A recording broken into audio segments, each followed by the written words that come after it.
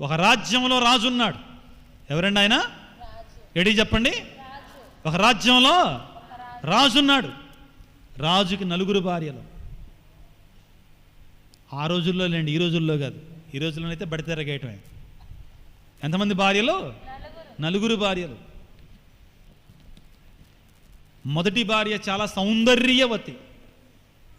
ఎవరు? ఆమె కోసం సెంట్లు తెచ్చేవాడు, ఖరీదైన సెంట్లు. రాజు కదండి, మరి రాజు కదా, బాగా ప్రేమ, వలపు, చాలా ప్రేమ. వినేముంటారు కొంతమంది మీలో. ఆ భార్య అంటే వలపు, ప్రేమ. ఎంత ప్రేమ అంటే అంత ప్రేమ అన్నమాట. ఆ భార్య అంటే ఎంత ప్రేమ అంటే అంత ప్రేమ. ఆమె కోసం ఖరీదైన సెంట్లు తెచ్చేవాడు. పద్దాకులు చూసుకునేవాడు ఎదురుగు పెట్టుకొని భార్యని. ఆ భార్యని ఎప్పుడు కూడా చూస్తూ ఉండేవాడు అనమాట. చూడటానికి ఇష్టపడేవాడు. అందమైనటువంటి భార్య కదా, ఇష్టమైన భార్య కదా, బాగా ఏం అడిగితే అది ఇచ్చేవాడు. పద్దాకులు చూసుకునేవాడు అన్నమాట ఈ భార్యని. రెండో భార్య అంటే కూడా ఇతనికి బాగా ఇష్టం. తగదగ మెరిసే భార్య ఆమె. ఎట్లాంటి భార్య చెప్పండి అందరూ? దగదగ మెరిసే. మొదటి భార్య చాలా సౌందర్యవతి. రెండవ భార్య దగదగ మెరిసే భార్య. ఆమెని అందరికీ చూపించేవాడు ఆయన ఎక్కువగా. బయట వాళ్ళు రాగానే, ఎవరైనా ఆయన రాజ్యానికి రాగానే ఈ భార్యను చూపించేవాడు అందరికీ. రెండవ భార్యను చూపించేవాడు. మూడవ భార్య, రెండవ భార్య అంటే కూడా బాగా ప్రేమ ఆయనకి. ఎంత ప్రేమ అంటే అంత ప్రేమ. ఆమె ఏది అది కోరుకుంటే అది ఇచ్చేవాడు. ప్రియులారా, మూడవ భార్య. ఈ మూడవ భార్య నుండి ఈయన ఎక్కువగా ప్రేమ పొందడానికి ఇష్టపడేవాడు, వాత్సల్యం పొందడానికి ఇష్టపడే, బాధల్లో ఉంటే ఓదార్పును పొందేవాడు. కానీ ఈ మూడవ భార్య అంటే అంత ఇష్టం ఉండేది కాదు ఈయనకి. కొద్దిగా ఇష్టం ఉండేది. నాలుగవ భార్య. ఎంతమంది భార్యలు అని చెప్పాను? నాలుగవ భార్య అంటే అస్సలు ఇష్టం ఉండేది కాదండి ఆయనకి. ఆమె పాపం ఎంతగా కొన్నిసార్లు ఆమె వచ్చి హెచ్చరించేది. రాజా, నీకు ప్రమాదం పొంచి ఉంది, నువ్వు జాగ్రత్తగా ఉండాలి, నువ్వు తప్పులు చేస్తున్నావు, నీకు మంచిది కాదు. ఈ భార్య అంటే అస్సలు ఇష్టం ఉండేది కాదు. ఈ భార్య అంటే అస్సలా ఇష్టం ఉండేది కాదు. రాజుకి మాయదార రోగం వచ్చింది. ఏ రోగం వచ్చిందండి? పొయ్యే రోగం వచ్చింది. ఏ రోగం వచ్చింది? పొయ్యే కాలం వచ్చింది.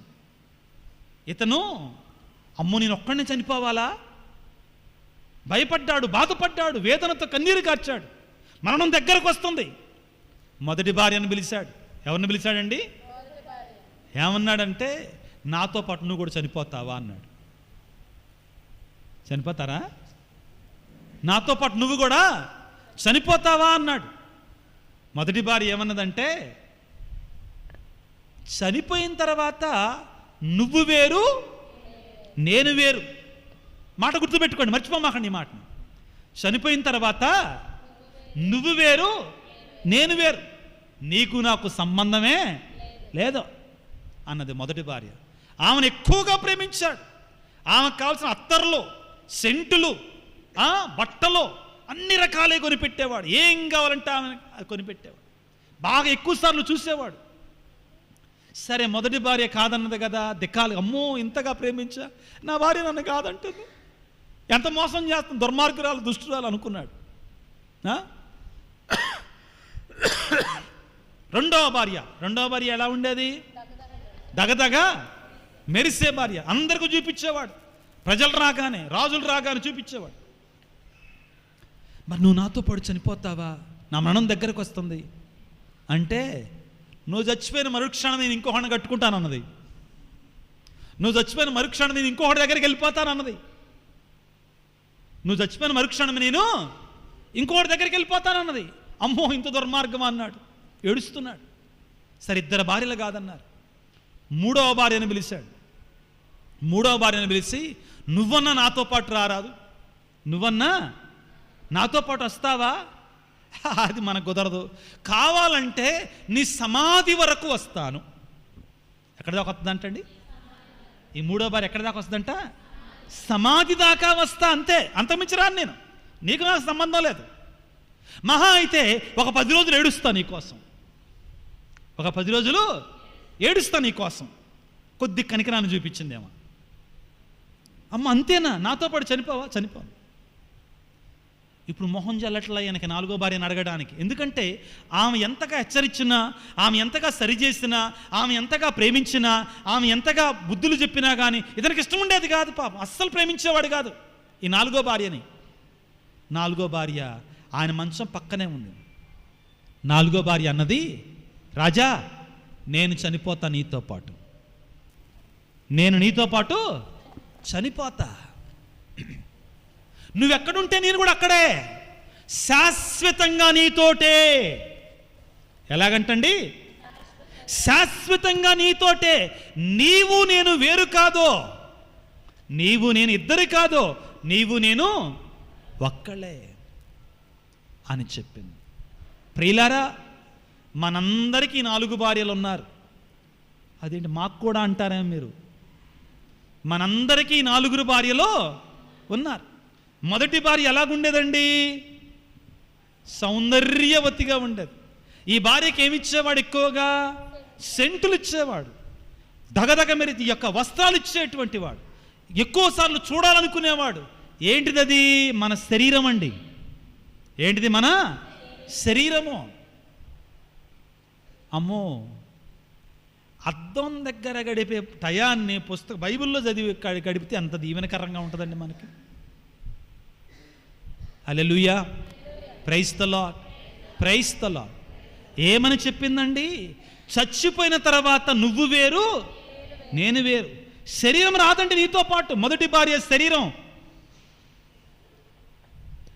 శరీరం భూమిలో కుళ్ళిపోతుంది, ఆత్మ వేరైపోతుంది. Hallelujah, praise the Lord, praise the Lord, praise the Lord. ఆ శరీరానికి నువ్వు ఎక్కువ సమయాన్ని ఇస్తున్నావా?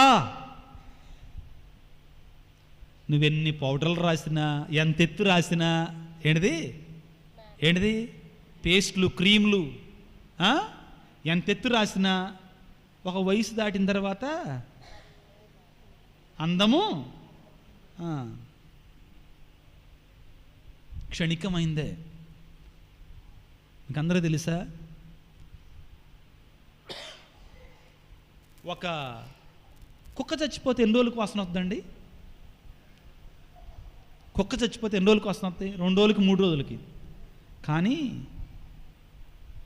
భూమి మీద, ఏమనుకోమాకండి, భూమి మీద అతి తొందరగా కుళ్ళిపోయి, అతి తొందరగా అంటే మీరు ఏసీ బాక్సుల్లో పెడితే కాదండి, మామూలుగా బయట పెడితే అతి తొందరగా కుళ్ళిపోయేది, అతి తొందరగా వాసన కంపు కొట్టేది ఏంటి తెలుసా? మనిషి యొక్క శరీరం అండి. మానవుని యొక్క దేహం అంత దుర్బలమైనటువంటిది, అంత కంపు కొడుతుంది. ప్రియులకు దేవుని బిడ్డలారా, ఆ శరీరానికి ఇచ్చేటువంటి అటెన్షన్ నీ హృదయానికి ఇస్తే, నీ ఆత్మకి ఇస్తే ఎంత దీవెనకరం. Hallelujah, praise the Lord, praise the Lord. 2వ భార్య ఎలాగుండేదంటమ్మా చెప్పమ్మా? దగదగా. ఏంటిది మన 2వ భార్య? సంపదలో, డబ్బులు, బంగారం. ఏంటిదమ్మా? దగదగా. ఎక్కువసార్లు చూపించేవాడు. రాజులు వస్తే, ఇతరులు వస్తే చూపిస్తూ ఉండేవాడు, వాళ్ళకే చూపిస్తూ ఉండేవాడు ఎక్కువసార్లు. మనం కూడా అంతే కదా, మన సంపదలు చూపిస్తాం. ఏమన్నది ఆ 2వ భార్య? నువ్వు చచ్చినట్టునే నేను వేరే వాడిని కట్టుకుంటానన్నది. నువ్వు చచ్చినట్టునే నేను వేరే వాడి దగ్గరికి వెళ్ళిపోతానన్నది. నువ్వు చచ్చిపోయిన తర్వాత నీ సంపదలు ఎవరి దగ్గరికి వెళ్తాయి? వేరే వాళ్ళ దగ్గరికి వెళ్ళిపోతాయి. అంతే, నీ వెంట రావు. నీకు తెలుసా, నేను గురువుగా చూశానండి. ఏమనుకోమాకండి, ఈ మాట చెప్తున్నా, ఏమనుకోమాకండి. నువ్వు చచ్చిపోయిన తర్వాత నీ చేతికి ఏమైనా ఉంగరం ఉందనుకో, ఏం చేస్తారు? నేను చూశానండి, ఆ చనిపోయినటువంటి శవం నుంచి దాన్ని పీకుతారు, రక్తం వచ్చినా పీకుతూనే ఉంటారు. అవునా కదా? అంత దారుణం. జాగ్రత్త బిడ్డలారా, మనతో ఏది రాదు. 3వది ఏంటండి? ఎలా ఉంది 3వ భార్య? 3వ భార్య ఎక్కడి దాకా వస్తానన్నది? సమాధానం.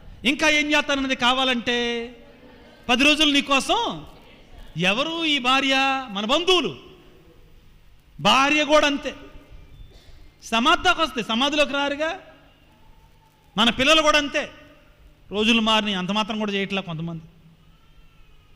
4వ భార్య, నీవు నేను వేరు కాదు, నువ్వెక్కడుంటే నేను కూడా. ప్రియులారా, మనము కూడా దేనికి ఎక్కువ శ్రద్ధనివ్వాలో దానికి ఇవ్వడం లేదేమో అనిపిస్తుందండి. దేనికి ఎక్కువ మనం ప్రాధాన్యతనివ్వాలో దానికి ఇవ్వడం లేదేమో. ప్రియ దేవుని బిడ్డ, ఈ రాత్రికాల సమయంలో దేవుడు నిన్ను హెచ్చరిస్తున్నాడు. నీ పాపాన్ని విడిచి దేవుని సన్నిధికి రా, దేవుని యొక్క దీవెనలు పొందుకో. ఒక్కసారి పిల్లారా, యెషయా గ్రంథం 1వ అధ్యాయము. దేవుడు నిన్ను హెచ్చరిస్తున్నాడు. మారు, నా సన్నిధికి రా, మారు మనసు పొందో, హృదయ పరివర్తన చెందో. దేవుడు అంటున్నాడు, బిడ్డలారా నన్ను చూచి. యెషయా గ్రంథం 1వ అధ్యాయం 2వ వచనం నుంచి చదువుకుందాం పిల్లారా. ప్రభువు ఇట్లా పలికెను, ప్రభువు ఇట్లా పలుకుచున్నాడు, భూమి ఆకాశములారా వినుడు. నేను పెంచి పెద్ద చేసిన బిడ్డలే నా మీద తిరగబడిరి. ఎద్దుకు తన యజమానుడు ఎవరో తెలియను, గాడిదకు తన యజమానుడు తనకెక్కడ గడ్డి వేయినో తెలియను, కానీ ఇశ్రాయేలునకు ఏమీ తెలియదు. నీ దేవుడైన ప్రభువు నిన్ను చూచి అంటున్నాడు, బిడా నువ్వు నా స్వరాన్ని విను. దేవుడు భూమి ఆకాశాలను పిలుస్తున్నాడు. ఏమని? భూమి ఆకాశములారా వినండి. ఇదిగో, ఎద్దుకి గడ్డి ఎక్కడేస్తాడో తెలుసు, గాడిదకి తెలుసు కుడితే ఎక్కడ పెడతాడు, కానీ నా బిడ్డలకి మాత్రం తెలియట్లా నా ప్రేమ అని పలికి ఏమంటున్నాడు వినండి. ప్రియులకు దేవుని బిడ్డలారా, మనము మారు మనసు పొందకపోతే, హృదయ పరివర్తన చెందకపోతే 4వ వచనాన్ని చదువుకుందాం. 1వ అధ్యాయం. పాపజాతి ప్రజలారా, మీకు అనర్థము వాటిల్లును, మీరు దుష్టులు, దుష్కార్యములకు పాల్పడువారు, పూర్తిగా చెడిపోయిన వారు. జాగ్రత్త బిడ్డలారా, మారు మనసు పొందండి, హృదయ పరివర్తన చెందండి. మారు మనసు పొందకపోతే 5వ వచనాన్ని చదువుకుందాం పిల్లారా. నేను మిమ్ము మరలా కొట్టవలెనా, మీరు నిరంతరము నాపై తిరుగుబాటు చేయనేలా. ఇశ్రాయేలు నీ తల ఇప్పటికే గాయములతో నిండి. ప్రియులకు దేవుని బిడ్డలారా, పాపమనే గాయములతో మనం నిండి ఉన్నామా? దేవుడు ఆహ్వానిస్తున్నాడు, బిడ్డా నా దగ్గరికి రా, ఆ పాపాన్ని విడిచిపెట్టు. నేను నిన్ను దీవించడానికి సిద్ధముగా ఉన్నా, నేను నిన్ను ఆశీర్వదించడానికి సిద్ధముగా ఉన్నా. దేవుడు నన్ను దీవించట్లా, దేవుడు నన్ను ఆశీర్వదించట్లా, దేవుడు కృప నాకు రాటల్లా. చివరిగా ఈ వాక్యాన్ని చదువుకున్న పిల్లారా, యెషయా గ్రంథం 59వ అధ్యాయం. దావీదు కుమార యేసయ్య. యెషయా గ్రంథం 59వ అధ్యాయం 1వ వచనాన్ని చదువుకుందాం పిల్లారా. ప్రభువు హస్తము మిమ్ము రక్షింపలేనటువంటి కొరచగా లేదండి. నువ్వు అనుకుంటున్నావా, ఎందుకు ఆయన దీవించట్లా నన్ను, ఎందుకు ఆయన నన్ను ఆశీర్వదించట్లా, ఎందుకు నా కుటుంబంలో దీవెనలు లేకుంటున్నాయి అంటే, ప్రభువు హస్తం మిమ్ము రక్షించలేండి, కొరచబడినటువంటిది కాదు. ఆయన మీ మనవిని ఆలింపలేని చెవిటివాడు కూడా కాదు. మీ పాపములే మీకును దేవునికిని అడ్డుగోడగా ఉన్నవి. మీ దోషముల వలన అతని ముఖమును మరుగు చేసుకున్నాడు, మీ వేడుకలను ఆలించటలేదు. ప్రియులారా, ఒక్క క్షణం పాటు అందరం మోకరించుదాం. అందరూ దయచేసి మోకరించుదాం. మోకరించి దేవుని సన్నిధిలో మనం చేస్తున్నటువంటి పాపాలను అంగీకరించుదాం. దయచేసి అందరం మోకరించుదాం. దేవుని యొక్క వాక్యములు ఈ రోజంతా కూడా మనకి సెలవిచ్చాడు. ఏమంటున్నాడు? బిడ్డలారా, ఈ నవంబర్ నెలలో, ఈ ఆత్మల కొరకై మనం ప్రార్థించేటి నెలలో మనము కూడా ఏ విధముగా ఉన్నాం, మన జీవితం ఏ విధముగా ఉంది, మన బ్రతుకులు ఏ విధముగా ఉన్నాయి? ఈ శరీరానికి ప్రాధాన్యతనిస్తున్నామా, ధనానికి ప్రాధాన్యతనిస్తున్నామా, ఇరుగు పొరుగు వారికి ప్రాధాన్యతనిస్తూ నీ ఆత్మను కోల్పోతున్నావా? ఆత్మ పరిశీలన చేసుకో. అందరి చేతులు జోడించుదాం. ఒక నిమిషం పాటు మన పాపాలను జ్ఞాపకం చేసుకుందాం. బిడ్డలారా, దేవుడు అంటున్నాడు, బిడ్డా నేను నీ ప్రార్థనను ఆలకింపలేనటువంటి వాడిని కాదు, మోగవాడని కాదు, చెవిటివాడని కాదు, నా చెయ్యి కొరచబడినటువంటిది కాదు. నీ పాపములే నీకును నాకును మధ్య అడ్డుగోడగా ఉన్నాయంటున్నాడు. అడ్డుగోడలు తీసేయి. దేవుని సన్నిధిలో వేడుకో. దేవా నేను పాపినయ్యా, నన్ను క్షమించు తండ్రి, నా పాపాలు కడిగి వేయి తండ్రి, నీ సిలువ రక్తంతో నన్ను శుద్ధి చెయ్యి తండ్రి. యేసయ్యా, యేసయ్యా, యేసు రాజా, నన్ను క్షమించు నాయన, నీ సిలువ రక్తంతో నన్ను కడుగుము నాయన. బిడ్డలారా, ప్రతి ఒక్కరం వేడుకుదాం. పాపము క్షమించబడకుండా దేవుని దీవెన రాదు, దేవునికి ఆశీర్వాదాలు రావు. ఇదిగో అలనాడు త్రోవ ప్రక్కన ఉన్నటువంటి ఆ కుండివాడు పలికినట్లుగా, దావీదు కుమారా యేసయ్య నన్ను కనికరించయ్యా, దావీదు కుమారా యేసయ్య నన్ను కనికరించు తండ్రి. వేడుకుందాం బిడ్డలారా, నా పాపాలు క్షమించు తండ్రి, నా దోషాలు మన్నించయ్యా. వేడుకుందాం పిల్లకు దేవుని బిడ్డలారా. నీలో ఉన్న పాపము క్షమించబడినప్పుడు పరిశుద్ధాత్మ దేవుడు నీ పైకి వేంచేసి వస్తాడు. నీ జీవితంలో అద్భుతాలు చూస్తావు, ఆశ్చర్య కార్యాలు చూస్తావు. ఓ యేసు రాజా, ఓ కరుణామయుడా, నన్ను క్షమించయ్యా, నా దోషాలు మన్నించయ్యా. ప్రియ దేవుని బిడ్డ, యేసయ్యా ఒక మాట అంటున్నాడు, మీరు హృదయ పరివర్తన చెందకపోతే అదిగో వారి వలె మీరు కూడా నాశనమగుదురని పలుకుతున్నాడు. ప్రభువు పలికిన మాట ఇది. నా పాపములు ఏంటి, నా దోషములు ఏంటి?